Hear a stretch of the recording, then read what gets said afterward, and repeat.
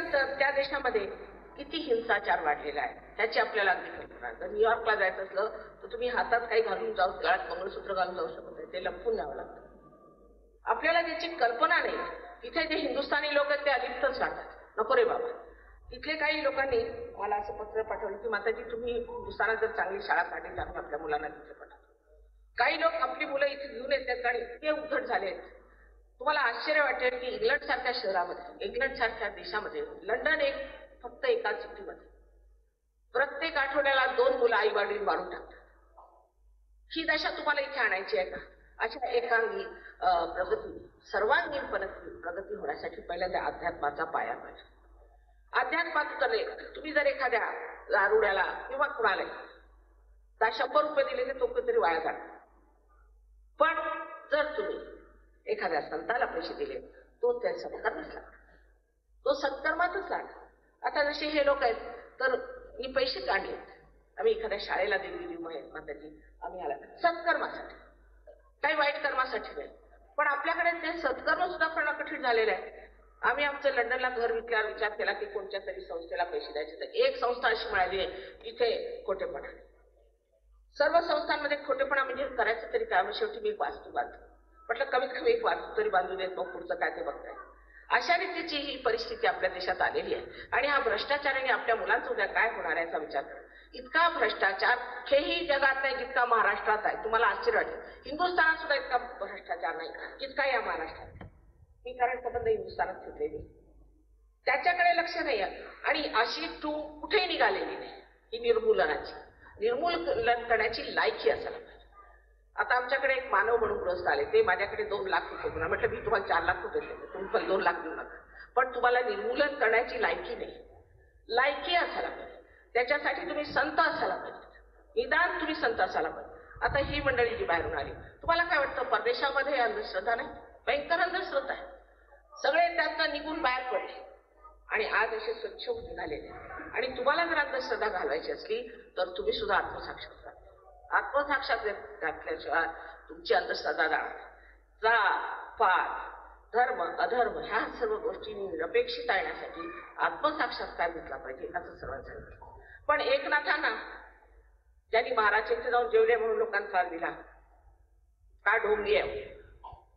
त्याच्यानंतर तुकारामाला सुद्धा छळून छळून मारून टाकलं. आपल्याला सगळं माहितीच आहे. त्या ज्ञानदेवांना पायात वाहणार नव्हता, त्याच्या पालख्या घेऊन लोक निघतात. आता आम्ही येताना रस्त्यात आम्हाला अडवलं, म्हणे माताजी जेवायला. म्हटलं कशाला? आम्ही पालखी घेऊन आलो. काय म्हणावं, ज्या माणसाच्या पायात वाहणार नव्हतं, सगळ्या भावांना घेऊन बहिणीला घेऊन अशा उन्हात तानात फिरणारे ते, त्यांच्या आता कुठेतरी पादुका ठेवायच्या आणि त्यांच्या दबावर जेवत बसायचं, याला काय म्हणायचं? ते नाही बंद करता येणार. पण पुष्कळशे लोक असे ज्यांनी असे प्रकार केले, राहुलीला असे लोक ते जागृतीसाठी सोडत आहेत. ते काय मूर्खपणा आहे. असल्या तऱ्हेचे भयंकर प्रकार आपल्या देशात आहेत. ते काढण्यासाठी जागृतीशिवाय काहीही मार्ग नाही. आधी जागृती करू. माझ्या विरुद्ध लोक अशासाठी उठलेत मला हे समजत. मी एकही पैसा देत देवकृपेने श्रीमंत घराण्यातली मी आहे मुलगी, इतकंच नव्हे पण श्रीमंत घराण्यात माझं संबंध आयुष्य गेले. इतकंच नव्हे पण माझे यजमान फार मोठे आहेत. आपल्याला माहित नाही, इंग्लंडच्या राणीने त्यांना सर्वोच्च नाईटहूड दिली, सर्वोच्च अशी हिंदुस्थानात आजपर्यंत कुणाला मिळाली. आणि 32 देशांनी त्यांना सर्वोच्च असे नाईटहूडचे म्हणजे पदव्या दिलेल्या आहेत. असे माझे यजमान आहे. मला काय गरज आहे अशा प्रसिद्धीची आणि अशी गावात भटकत फिरण्याची? काय गरज आहे? तुम्ही लक्षात घ्या की अशा तऱ्हेने कुणाला बदनाम करणं आणि अशा तऱ्हेने कुणाचं कार्य अडवून ठेवणं जे की समाज कल्याणाचं आहे, त्यानेच कल्याण होणार आहे. आज हे लोक जिथे आले त्याचे मोठमोठाले डॉक्टर्स आहेत, आर्किटेक्ट्स आहेत, फार मोठाले लोक आहेत. हे काही सर्वसाधारण लोक नाही. त्याच्याशी भिडाला कोण तर म्हणे एक MBBS झाले डॉक्टर, त्याच्याशी बोलणार तरी काय? त्याला पॅरासिम्पॅथॅटिक नर्वस सिस्टम समजत आहे, त्याच्याशी मी बोलणार तरी काय? आणि म्हणे आमचं आव्हान घ्या. कसल्या चुलीचं आव्हान? त्याला काय अर्थ आहे? आपली लायकी ओळखायला पाहिजे. विज्ञानावर जर बोलायचं असलं तर एखादा विज्ञानी मनुष्य, इथे कितीतरी विज्ञानी इथे आले. 3 लोकांना PhDच्या डिग्र्या मिळाल्या सायन्समध्ये इंग्लंडमध्ये, आणि 3 डॉक्टरांना MDच्या पदव्या मिळाल्या आहेत आपल्या दिल्ली युनिव्हर्सिटी. ज्यांना त्यांना MDच्या पदव्या दिल्या ते कुठे पोहोचलेले असतील तुम्ही सांगा बरं. त्यावर असं म्हणायचं की ह्यांनी वैद्यकीय किंवा मेडिकलच्या परिमाणाशिवाय सगळं केलेलं. काय म्हणा, अहो कुणाला एमडीची पदवी मिळेल का? एवढी तरी अक्कल नाही त्यांना की एमडीची पदवी मिळू शकते का कुणाला मेडिकलच्या परिमाणाच्या. तेव्हा लहान तोंडी मोठा घ्यायचा तरी किती ते तरी समजलं. पण संतांना मी म्हणतो, कारण त्यांचं चरित्र बघा, त्यांच्याबद्दलची सात्विक प्रवृत्ती आहे.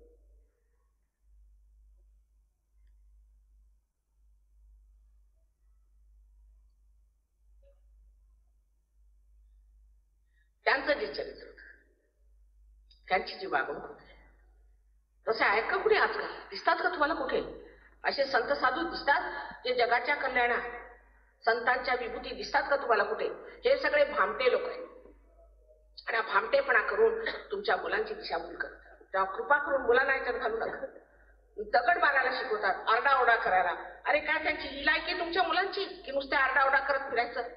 दिल्लीला असे पुष्कळशे इन्स्टिट्यूशन्स आहेत, पुष्कळ अशा संस्था आहेत, तिथे आरडाओरडा करण्यासाठी खेडेगावातले लोक आणलेले आहेत आणि त्यांच्या वेगळ्या वेगळ्या टोप्या, वेगळे वेगळे कार्डबोर्डवर लिहिले असे पुष्कळशा प्रत्येक पार्टीसाठी काय लिहायचं ते त्याच्यात लिहिलेलं असं. त्यांच्याजवळ जसे कार्डबोर्डचे मोठमोठाले तख्ते ते सगळ्यांना दिलेले.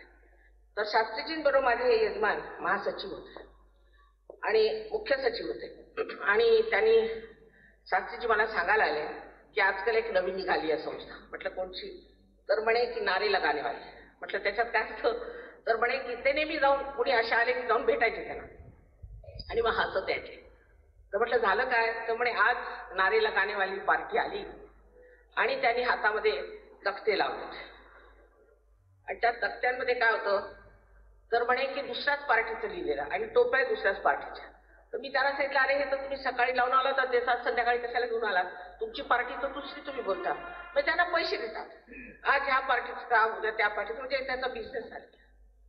तशी तुमची मुलं आरडाओरडा करण्यासाठी त्यांनी उभी केलेली. त्या मुलांची लायक किती नाही, महाराष्ट्राच्या भूमीवर जन्मलेली मुलं आहेत, समजून घ्या. आपल्या मुलांची अशी कवडी किंमत करू नका. ह्या मुलांना साक्षात्कार देऊन ही अभिनव जी आपल्यामध्ये शक्ती आहे ती जागृत. ह्या सर्व शक्त्या आपल्यामध्ये आहेत. जी मुलं वर्गात फार ढ ती राऊडी कॉलेज शाळेमध्ये तुम्ही जाऊन विचारलं, सगळी मुलं फर्स्ट क्लासमध्ये येत आहेत. आणखी इतकंच नव्हे पण स्कॉलरशिप सगळ्याचे पटायत आहेत, कारण तिथे प्रिन्सिपल साहेबच मुली रिअलायझेशनला आले. त्यांनी रिअलायझेशन घेतलं आणि सगळ्यांना त्यांनी आत्मसाक्षात्कार दिला. ही इतकी अभिनव एक क्रिया आहे. अर्थात मी असं म्हणेन की पूर्वीही संत साधू सगळ्यांना देत असत, पण आजच्या ह्या सहयोगामध्ये एकच गोष्ट आम्ही केली की जसं ज्ञानेश्वरांनी सामूहिकतेला हे उघडून सांगितलंय तसंच सामूहिकतेमध्ये सगळ्यांना जागृती देण्याचं कार्य आम्ही करतो. त्यात वाईट काय करतोय? हे जगाच्या कल्याणासाठी आहे किंवा नाही, किंवा ह्या कार्याने कोणाचं वाईट होणार आहे? जोपर्यंत तुमच्यामध्ये अध्यात्माचा पाया येणार नाही, तुम्ही कोणतीही भौतिक प्रगती करून बघा ती नाशवंतच होणार, नाशवंत होणार. कारण त्याला संतुलन राहणार. दारू तरी पितील, आता पितातच आहे, सगळीकडे लोक दारू प्यायला. महाराष्ट्रात आहोत जन्मात मी दारू पाहिली नव्हती, मला माहिती आहे दारू काय. त्या महाराष्ट्रात जो दिसला तो दारूच पितो, नाहीतर आणखी सगळे धंदे सुरू झाले. आपल्या वारणा जिल्ह्यात मी गेले होते, तिथले जे मुख्य ज्यांनी हे सगळं कार्य केलं ते माझ्या पायावर रडले. मला म्हणाले, माता कशाला मी भौतिक प्रगती केली असं झालंय मला, मी अगदी मला फार वाईट वाटतं, मी एवढं उगीच कार्य केलं. अहो म्हटलं असं काय करतं? अहो म्हणे मी गांधीवादी आणि हे काय मूर्ख लोक मी तयार केले. म्हटलं झालंय काय? अहो दारू काय पितात, बायका ठेवल्या आहेत, मुलांना घरात काढून टाकलेला आहे, सगळा सैरा चार झाला आणि मला तर असं झालंय की कधी मी मरतो कधी. इतके माझ्या पायावर रडले ते आणि त्यांनी सांगितलं ही भौतिक प्रगती आहे आणि भौतिक प्रगतीपासून जे त्रास आहेत ते सांभाळण्यासाठी आधी अध्यात्माचा पाया आहे. नशिबाने सहयोग आज उद्भवला आहे, त्यांनी सगळ्यांची जागृती होऊ शकते, कुंडलींची जागृती होऊ शकते आणि तुमच्यामध्ये जी अंधश्रद्धा आहे ती समूळ नष्ट होते. आम्ही जात पात मानायचे, आम्ही विश्वधर्म मानतो. हुंडा हे ते लग्नाचे घाणेरडे प्रकार सगळे आमच्याकडे 75 लग्न मागच्या वेळेस झाले, एवढं सुद्धा भांडण झालं. इकडे एक लग्न जर झालं, परवा एक बाई मला भेटायला आला, त्याचं डोकं फिरत होतं, झालं काय? अहो एका लग्नाला जाणार. म्हणजे झालं काय? अहो म्हणे तिथे रुसवा रुसवी फुगवा फुगवी हे ते. म्हटलं आमची 75 लग्न होतं, काही भांडण. इंटरनॅशनल मॅरेजेस अशा बायका ज्यांनी नवऱ्यांनी टाकले, त्यांच्याजवळ पैसा नाही, अशा सुद्धा बायकांची लग्न होतं, विधवांची विवाह होतात. हे समाजकार्य. त्याशिवाय तुमची जे कृषी विभाग आहे त्याच्यासाठी सुद्धा पुष्कळ आम्ही एक्सपेरिमेंट्स केलेले आहेत, प्रयोग केलेले आहेत. इथे फार मोठे डॉक्टर युएनचे आलेले आहेत, ते सुद्धा इथे बसलेले आहेत. आता अशा लोकांवर तुम्ही दगड फेकता म्हणजे काय म्हणायचं? त्यांनी जाऊन आपल्या देशात काय सांगितलं? सीबीआय सुद्धा तुमच्या ह्या अंधश्रद्धेच्या मागे लागलेल्या आहे. असं बाहेरच्या लोकांना आलेल्या ना असा त्रास देण्याचं काय कारण होतं? अशी कोणती अंधश्रद्धा हे करत होते? त्यांचं आयुष्य बदललं म्हणून हे आले सहयोगामध्ये, त्यांचं परिवर्तन झालं म्हणून आले. अध्यात्माशिवाय यांचं एकांगी जीवन होतं म्हणून हे सहयोगात आले. आम्ही काही पैसे घेत नाही किंवा काही करत. तेव्हा यांना इथून इथं महाराष्ट्रात का आले? त्यांचं असं मत आहे की महाराष्ट्रात इतकं चैतन्य आहेच, कबूल आहे, कारण संतांनी इथे अहो त्या रामाला सुद्धा पायाच्या वाणा काढून यावं लागलं, इतका महाराष्ट्र पवित्र आहे. आणि ह्या महाराष्ट्रात ही घाणेरड्या गोष्टींची अशी टूक काढून दुसरी म्हणजे भाऊबंदकीची भयंकर, त्याच्यावरच हे लोक कामं करतात. कुठेही सहयोग झाला की पहिल्यांदा भाऊबंदकी करायची, आपोआप भांडण लावून द्यायची. हे काय? हे निर्मूलनाचं कार्य. तेव्हा ही कुंडलिनी तुमच्यामध्ये आहे, मी म्हणते आहे. बर मग शास्त्रीय दृष्ट्या तुम्ही बघितलं पाहिजे, डोळे उघडे ठेवले पाहिजे, डोकं उघडे ठेवलं पाहिजे, ही आहे किंवा नाही, ती जागृत होते किंवा नाही, त्याचा आपल्याला लाभ होतो की नाही. ते सोडून उगीच नाही म्हणून तुम्ही भांडायचं. देव नाही कशावरून देव नाही? हे किती अशास्त्रीय, अनसायंटिफिक. देव नाही असं म्हणताय, जोपर्यंत तुम्ही त्याचा पत्ता नाही लावला, तुम्ही असं म्हणायचं आहे किंवा नाही आम्हाला माहिती, ही शास्त्रीय दृष्टी झाली. शास्त्रीय दृष्टी म्हणजे हे नाही असं धरून चाललं तर तो मनुष्य अगदी अत्यंत अशास्त्रीय. म्हणूनच परदेशामध्ये कार्य फार होत आहे आणि कितीतरी गव्हर्नमेंटनी त्याला आम्हाला पुष्कळ मदत केली. कॅनडा गव्हर्नमेंटने फार मदत केलेली आहे, ऑस्ट्रेलियाच्या गव्हर्नमेंटने केलेली आहे. त्याशिवाय अमेरिकेमध्ये विश्व निर्मल धर्म हा रजिस्टर झाला, तो इथे नाही होऊ शकतो. इथे जातीयतावरती सगळे इलेक्शन होणार. काहीतरी आपल्या देशामध्ये उजलेलं आहे. इतकं संतांनी कार्य केलं, ते सगळं वाया जाणार आहे. मी सगळीकडे बघते त्यांच्या लिहिलेल्या गोष्टी, फार आनंद होतो. पण त्या मुलांना वाटत असेल काय उगाच इथे लिहिलंय, मनुष्य ही कर्तृत्वाची महान मूर्ती, ते बनवायला पाहिजे. नुसतं भाषण घेऊन चालतं. तुला आहे कर्तृत्वाची मूर्ती आहे, पण त्याच्यासाठी काहीतरी करावं लागतं. ते जसं हे एक आयुध आहे, पण जोपर्यंत या इन्स्ट्रुमेंटचं कनेक्शन मेनशी होते त्याला काही अर्थ नाही. तसंच आपलं सुद्धा त्या परमचैतन्याशी जर संबंध आला नाही तर आपल्याला काही अर्थ नाही. आपण असेच इकडे तिकडे उलट राहणार. जेव्हा कुंडली जागृत होते तेव्हा ती 6 चक्रातून निघते. 6 चक्रातून निघून चारीकडे हे जे चैतन्य पसरलेलं आहे, ही चैतन्य सृष्टी आहे. तिने हे सर्व जिवंत कार्य आपल्या पॅरासिम्पॅथॅटिक नर्वस सिस्टमला ही शक्ती चालवते, ती आपल्या हाती लागते आणि आपल्याला थंड थंड असा हातामध्ये वाटू लागतो. त्याच्याबद्दल किती लोकांनी सांगितलेलं आहे की थंड थंड लहरी येतात. विशेषतः आदिशंकराचार्यांनी एवढं वर्णन केलेलं आहे आणि त्यांनी सांगितलंय सलीलम सलीलम. पण त्यांच्याशी सुद्धा वादाला एक शर्मा म्हणून आला. शेवटी ते कंटाळे, त्यांनी सांगितलं सगळं हे कार्य आईचं वर्णन त्यांनी सौंदर्य लहरीमध्ये करून टाकलं. म्हणजे तेव्हापासून हा मूर्खपणा चालू. पण आता हा मूर्खपणा थांबू द्या, कारण आता परमेश्वराला सिद्ध करण्याची, तसंच ह्या परम चैतन्याला सिद्ध करण्याची शक्ती आलेली आहे जगात. आणि आता कलियुग जाऊन कृतयुग सुरू झालेलं आहे. कलियुग संपलं. कृतयुगामध्ये हे ब्रह्मचैतन्यच कार्यान्वित झालंय, म्हणून याचं एवढं कार्य. पण हे लोक रजनीशचे शिष्य. मी गुजरात समाचारमध्ये वाचलं, त्यांनी माझ्याबद्दल असं लिहिलं होतं की आम्ही माताजींना आता एक अंगापूरला या निर्मूलन समितीच्या द्वारे एक फटका दिला आणि आता जर दुसरा फटका आला तर तुम्ही आश्चर्य करू नये. त्या फटकाच्या आधीच रजनीशजी फटकावले. त्यांच्या आश्रमातून एका माणसाने हे छापलं. ह्या लायकीचे आहात का तुम्ही? तो रजनीश किती घाणेरडा मनुष्य होता त्याच्याबद्दल सांगायला नको. सर्व देशातनं त्याला हाकलून लावलं. ते आपल्या डोक्यावरून बसलेत आणि ह्यांचे ते गुरु आहेत. ज्या देशामध्ये त्यांनी घाण केलेली आहे त्या लोकांना जाऊन विचारा. एक त्याची फिल्म आहे, जर तुम्ही पाहिले तर 8 दिवस तुम्ही जेवणार नाही, त्या घाणेरडा नर्क उभा केलाय. पण बुद्धिवादीला ते दिसतच नाही. तो चालाक होता, बुद्धीची त्याला फार, मी त्याला फार जवळून पाहिलं.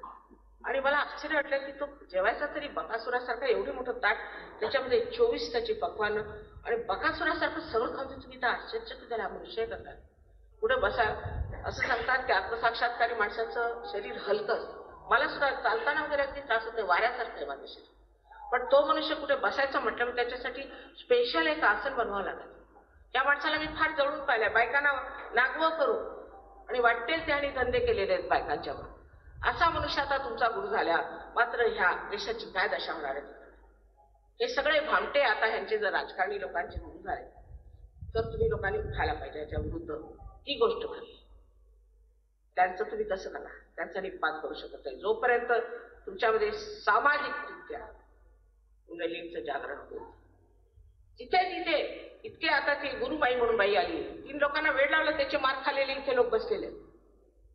तो एक मुक्तानंद, त्यांनी लाखो रुपये कमवले, करोडो रुपये कमवले. 6 करोड रुपयाचे त्याच्याजवळ डायमंड्स आहे असं मला इन्कम टॅक्स कमिशनरने स्वतः सांगितलं. तर जे लोक पैसे घेतात आणि तुम्हाला मूर्खात काढतात त्यांच्याकडे हजारोनी लोक जातात. पण जे सत्य सांगतात, सत्याला काही पैसे लागत नाही, तिथे मात्र तुम्ही येऊन विरोध करता. त्या ठिकाणी म्हणजे काय अकलेचे दिवे आहेत ते बघा.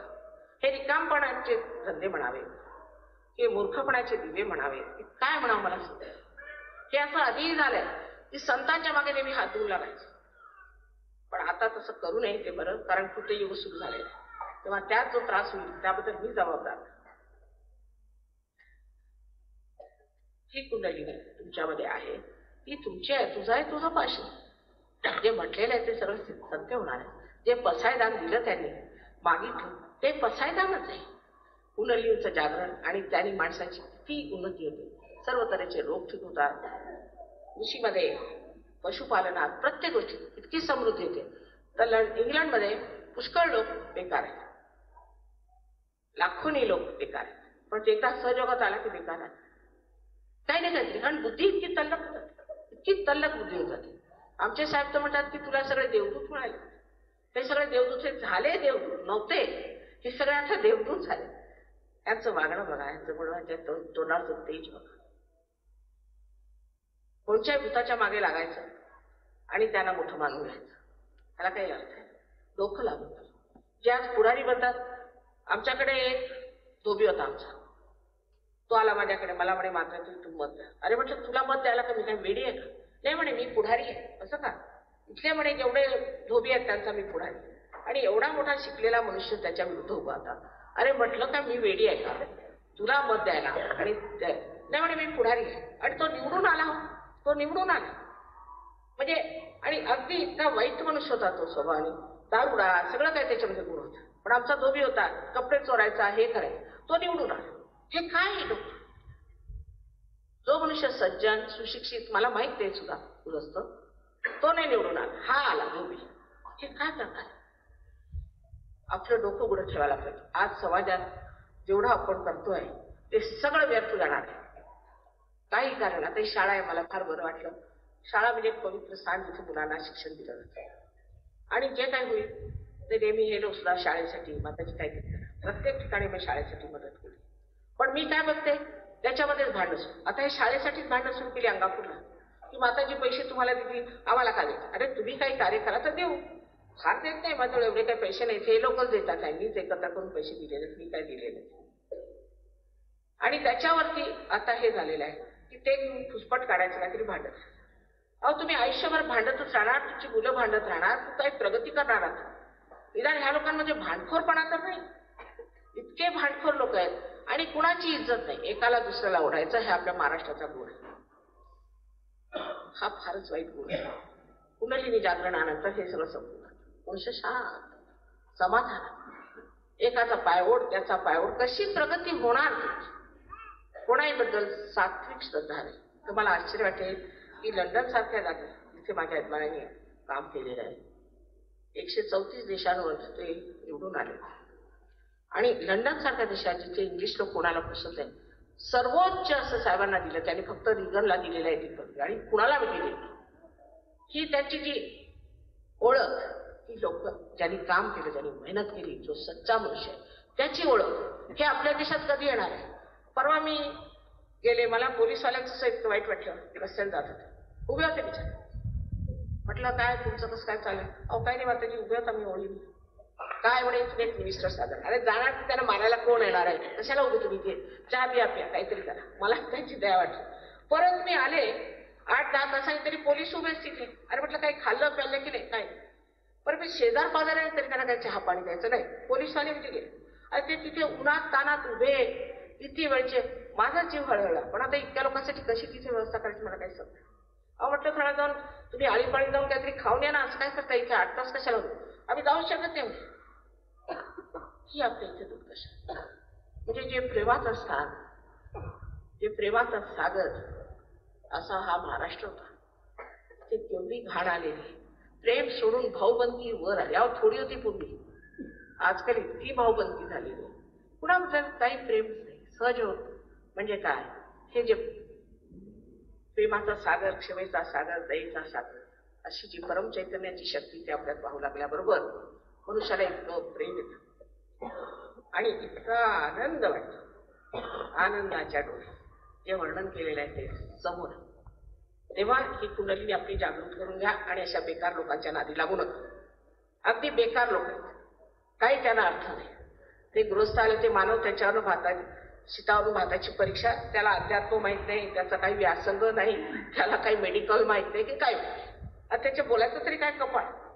तर शेवटी मी त्याला एक टेप करून दिली. बाबा हे जरी मी मेडिकल शिकलेली असले तरी मराठी भाषेतला माझा फार अभ्यास. मी वाचते. काय मराठी भाषा? तुम्हाला माहित नाही मराठी भाषेसारखी भाषा नाही. आणि महाराष्ट्राचं जे विशेष आहे, विशेष म्हणजे एक तर देशभक्ती आणि दुसरी देवाकडे लक्ष, हे दोन्ही ठेवले. जसं शिवाजी महाराज हे आत्मसाक्षात्कार होते, त्यांनी हे नाही म्हटलं की हा धर्म जागवा, स्वधर्म जागवा. स्वधर्म, स्व म्हणजे आत्माचा धर्म. त्यांनी आपली स्वयंचालित संस्था चालतात त्याला जागवलं पाहिजे. आणि म्हणून आताच आपण कुंडली जागृतीचं कार्य, त्या बाबतीमध्ये उहापोह करता येत नाही. कारण ज्याला डोळे नाही त्याला कसं सांगायचं हा रंग कोणचा? आधी डोळे येऊ द्या मग बोल. नसते वादविवाद करून 3 तास त्या मानवशी बोलून मी म्हटलं नमस्कार तुमच्या अज्ञानाला. एवढं मी अज्ञानी मनुष्यात पण पाहिला नाही. आणि तुम्ही पुढारी कसे झाला? पण नंतर त्याने कुणीतरी सांगितलं की वर्ध्याला जेलमध्ये होते आणि म्हणायला लागले की मला इथं जेवण आवडत. कशा कारणाने गेले माहिती? त्याने सांगितलं की इथलं जेवण खावं लागलं नाही म्हणे इथे. मग तिच्यावरती एक त्या बाई होत्या, त्यांनी मला सांगितलं की माताजी शेवटी ह्याने सांगितलं मला मी तुमच्या पायावर पडतो, क्षमा मागतो, लिहून देतो, मला घरी जाऊ द्या, मी घरचं जेवण देतो. अशी माणसं तुमचे लीडर, असे विद्वान लोक तुमचे लीडर आहेत. तेव्हा याला तर्क करतायत. तर्काची गोष्ट आहे. तर्काच्या पलीकडे, विज्ञानाच्या पलीकडे अध्यात्म आहे. पण हे आधी कळायचं मग पाय. आधी अध्यात्म मिळवायचा, मग करा वाटेल तेवढी प्रगती. आणि प्रगती होणारच, कारण तुमच्यावर आशीर्वाद आहे परमेश्वर. परमेश्वराच्या आशीर्वादाने सगळं कार्य होतं. तेव्हा तो आशीर्वाद आपण घ्यावा आणि ह्या महाराष्ट्र देशाला घुसवावं अशी माझी सर्वांना विनंती. आता आपण आधी जागृतीचा कार्यक्रम करूया. त्याच्यानंतर ह्यांच्यापासून तुम्हाला आश्चर्य वाटेल की हे लोक सगळे विदेशी आहेत. एखाद्या इंग्लिश माणसाला नुसतं असं सांगायचं असलं की दरवाजा बंद कर, तर त्याला बोलता येत नसेल. त्याला सांगायचं इंग्लिशमध्ये देअर वॉज अ बँकर, मग तो ते म्हणायचा. त्याला इंग्लिशचं एक अक्षर शिकवणं कठीण. आणि जर तो कोणी मराठीत बोलायला आला तर माझ्या आजीबाई म्हणायच्या की कोणची भाषा बोलतं? म्हटलं मराठीत बोलतोय. असं का? मला वाटलं कोणची इंग्लिश नाही मराठी नाही, आहे कोणची भाषा. आता ह्यांचं तुम्ही ऐकून घ्या. पोवाडा गातात सगळं नाही, हे कुठून आलं? जे म्हणतात की आपलं संगीत हे ओंकार स्वरूपाचे सिद्ध होतं, त्यांना कुठून आलं एवढं सगळं काय? तालात सुरात आपल्यापेक्षा छान म्हणतात. तेव्हा ह्यांच्या प्रगतीकडे बघून आपण आपली प्रगती करून घ्यायची आणि आपल्याकडे लक्ष द्यायचं. आपण काही साधारण लोक नाही आहोत. हा महाराष्ट्रात जन्माला आलेलं, पण त्याला पाहिजे जातीचे लेड्या कबाळ्यांचे काम नव्हे. तेव्हा लक्षात घेतलं पाहिजे की आपला गौरव, आपली शक्ती आपल्यात असताना आपण ती का सोडायची, ती का वापरायची, ती आपण का नाही हस्तगत करायची. तेव्हा कृपा करून आता आपलं थोडंसं एक 10 मिनिटाची गोष्ट आहे, त्यात मी तुम्हाला जागृती. त्यांना होईल त्यांना होईल, नाही होणार त्यांना नाही. त्याच्यात जबरदस्ती करतायत. हृदयापासून जर तुमची इच्छा असेल तर, जर तुम्ही त्याच्या विरोधात असला तर कधी जागृती होणार. आता हे हिटलर लोक सगळे दगड घेऊन निघालेले, ते म्हणतात आम्हाला जागृती करा. अहो हे काय 10 जन्मात होणार नाही त्यांची जागृती, होणं शक्यच नाही. ज्यांच्या मनामध्ये जरासं सात्विकता नाही अशा तामसी लोकांची कोण जागृती करणार? शक्यच नाही. कारण त्याची लायकी नाही ना. जागृतीची लायकी तर पाहिजे. 2 लाख मोजा नाही तर तुम्ही 100 लाख मोजा. त्यांची जागृती मला काय कोणाला जमणार, ब्रह्मदेवाला सुद्धा जमणार नाही, तेव्हा ते शक्य नाही. फक्त ज्या माणसामध्ये असे सात्विक विचार असतील की माझी जागृती झाली, मग तुम्ही काही केलं असलं तरी हरकत नाही. पण ह्या क्षणात हे त्याच्या मनामध्ये असेल की माझी जागृती झाली पाहिजे, मला माझी शक्ती मिळाली पाहिजे, त्याचं आम्ही कार्य करू शकतो आणि ते होऊ शकते. त्यासाठी जबरदस्ती करू शकत नाही, दडपशाही करू शकत नाही, काही नाही. तर सगळ्यांनी आता आपली जागृती करून घ्यावी. एका अर्थाने ऊन असलेलं बरं, म्हणजे जे थंड थंड डोक्यात येतं किंवा हातात येतं ते लगेचच कळतं. ऊन नसतं तर जरा त्रास होतो कधी कधी. एअर कंडिशनिंग असलं तर लोक मग शंका पण असतात की हे एअर कंडिशनरच चालू आहे. तर आता आपण जागृतीचं कार्य करू.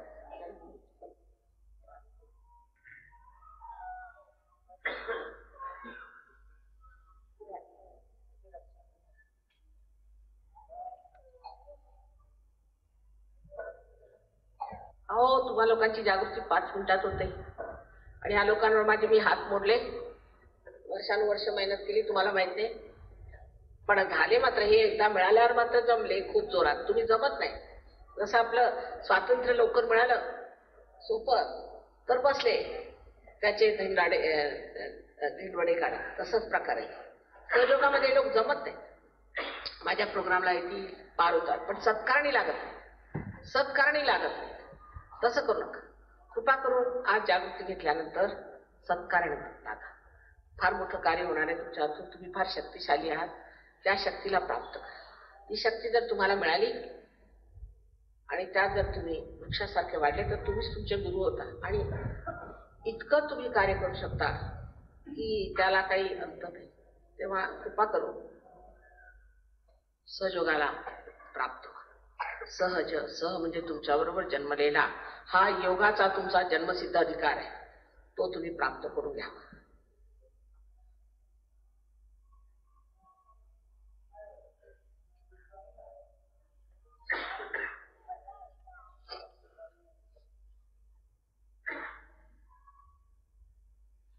सगळ्यांनी बसून घ्यावं. काल काही लोक बसले नाही, झालेच नाही पार. काय होतं माहिती आहे, पृथ्वीच असेल काहीतरी अधिकार, बसले नव्हते ते पारच नाही झाले, वर लटकलेच राहिले. असं नाही की जमिनीवरच बसलं पाहिजे, कुठे बसले असले तरी ठीक आहे, पण जोड्यात वाडा वगैरे वाडा काढता करा.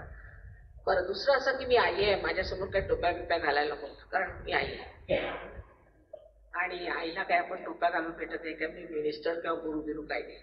त्या कृपा करून टोप्या उतरून घ्यायच्या, कारण ब्रह्मरंध्र छेदायचं ना, टोपी काढलेली बरी. Please take out your caps just for 5-10 minutes. It's work out. Look at them, how they are just there. You saw them getting realization 5-10 minutes. You don't have to do anything. That's so good. Only thing, they are not so deep as you are. They don't settle down. But I had to work very hard with you all, and it worked. With them, I don't have to work at all. It just works out because they are all from this great country. But they do not settle down. So it's like you have no teeth to eat, and if you have something to eat, there are no teeth, and if you have teeth, you have nothing to eat. This is the situation. दात आहेत पण चणे नाहीत, चणे आहेत पण दात नाहीत, अशातली स्थिती आहे. So I'm sure they will also settle down, and they will also have, because they have depth within them, built in within them. They have to touch it, just touch it.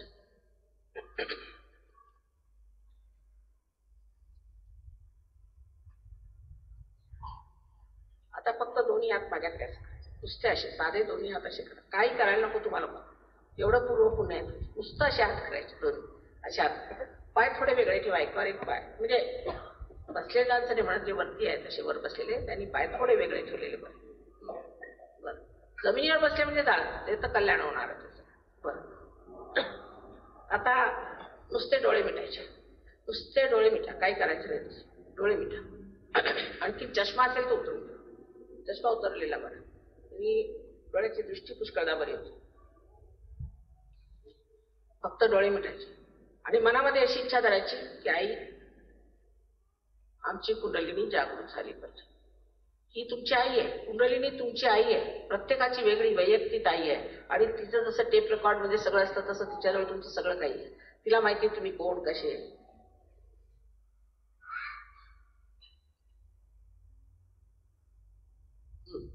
आता डोळे मिटले, डोळे उघडू नका. कृपा करून मी सांगितलं नाही तोपर्यंत कृपा करून डोळे उघडू नका. कारण चित्त आतमध्ये ओढलं जातं. कुंडलिनी जेव्हा वर येते तेव्हा चित्त आतमध्ये ओढलं जातं, म्हणून डोळे बंद ठेवलेले बरे. हे काही मेस्मरिझम नाही जिथे डोळे उघडे करून लोक डोळ्यात डोळे घालून करतात. हे देवाचं कार्य, जिवंत कार्य आहे. आता डोळे मिटल्यावर फक्त 5 मिनिटाची गोष्ट आहे.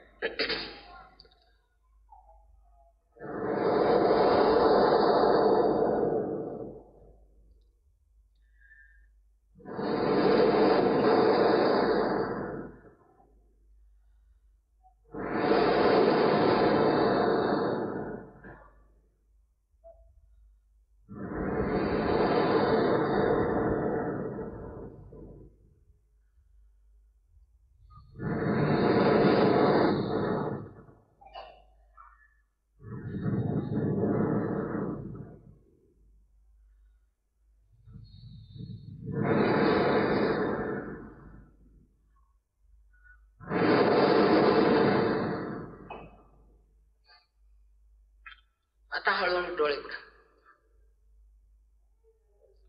तर डावा हात माझ्याकडे, फक्त डावा हात माझ्याकडे आणि उजवा हात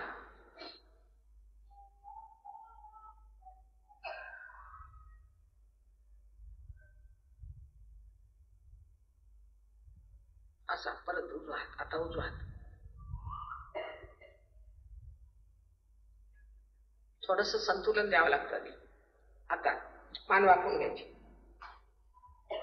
आणि डाव्या हाताने उजवा हात असाच मान वाकून डावा हाताने जी टाळू आहे त्याच्यावर अधांत्री असा डावा हात धरायचा. अधांत्री. हा मराठीतला शब्द अधांत्री कुठे नाही. अधांत्री धरायचं. डोक्यातून गार यायला वाटेल किंवा गरमही वाटू शकतो. जर तुम्ही क्षमा नसेल केली सगळ्यांना क्षमा करा. सगळ्यांना क्षमा करून टाका. स्वतःला क्षमा करा. माझं हे चुकलं, माझं ते चुकलंय, काही नाही. तुम्ही मानव आहात. मानवच चुका करतात. परमेश्वर थोडी करतो. तेव्हा माझं हे चुकलं, माझं ते चुकलं असं काय म्हणायचं. फक्त बघा. आणि आत्मविश्वास ठेवला पाहिजे. हा, अजून तुम्ही आपल्याला जाणलं नाही. आता डावा हात माझ्याकडे करायचा. जेव्हा तुम्ही स्वतःला जाणलं नाही तेव्हा तुम्ही काय आपल्याबद्दल असं वाईट विचार करता. मान खाली घाला. परत वाकून घ्यायची खाली. परत उजव्या हाताने बघा. येत आहे का. असा विचार ठेवायचा नाही की मी हे पाप केलं, ते पाप केलं, हे चुकलं, ते चुकलं, काही नाही. त्यावेळेला काही नाही. आणि असे जे लोक तुम्हाला सांगतात ना ते स्वतः पापी आहेत. सगळ्यांना क्षमा करा एकसाथ. कोणाला क्षमा करायचं असं नाही ठरवायचं. सगळ्यांना एकसाथ क्षमा करा. आता उजवा हात परत माझ्याकडे. एकसाथ क्षमा करा सगळ्यांना. क्षमा करा असा नका करू. तुम्ही करता तरी काय. काहीच करत नाही. फक्त आपल्याला त्रास करून घेता. सगळ्यांना एकसाथ क्षमा.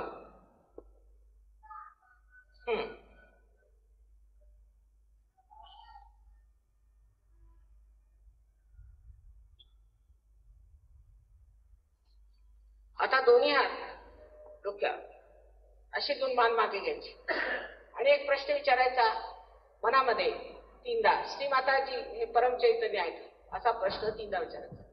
माताजी हे परम चैतन्य आहे का, किंवा श्री माताजी ही परमेश्वरी प्रेमाची शक्ती आहे का, असा प्रश्न 3दा कोणताही विचारा. 3दा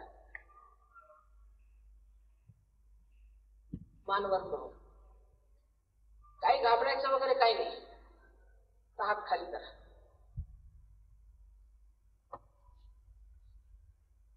दोन्ही माझ्याकडे हात करा आणि मला न विचार करताना बघा. न विचार. ही निर्विचार समाधी. ही निर्विचार समाधी. आता ज्या लोकांच्या हातामध्ये, बोटांमध्ये किंवा टाळूमध्ये थंड किंवा गरम अशा लहरी आल्या असतील, त्यांनी दोन्ही हात वर करायचे, वर पर्यंत. वा वा, ही खरी बाई. सगळ्यांना अनंत आशीर्वाद. लहानपणी आम्हाला एक लेख होता, पळसाला पाण्यात. त्यात एक मुलगा वाईवरून पुण्याला निघाला होता. त्याचं वर्णन होतं. मला पुष्कळ वाटायचं की वाईला यायचं, कारण वाई काहीतरी फार पवित्र स्थान असेल असं मला नेहमी वाटत. आज ते कळलं. आता तुम्ही वाईमध्ये आहात तेव्हा ह्या स्थानाचं महात्म्य ठेवलं पाहिजे आणि धर्मात उतरलं पाहिजे. आता खरा धर्म तुमच्या जागृत, खोटा नाही. तुम्ही कोणत्या धर्माचे असले, हिंदू, मुसलमान, ख्रिश्चन, तरी सुद्धा वाटते ते पाप कर्म करू शकता, म्हणजे तो धर्म तुम्हाला रोखत नाही. पण आता तुमचा आत्माच आत्मधर्म झाल्यामुळे तो तुमचा आत्माच तुम्हाला सांभाळेल. सगळ्यांना माझा अनंत आशीर्वाद आहे.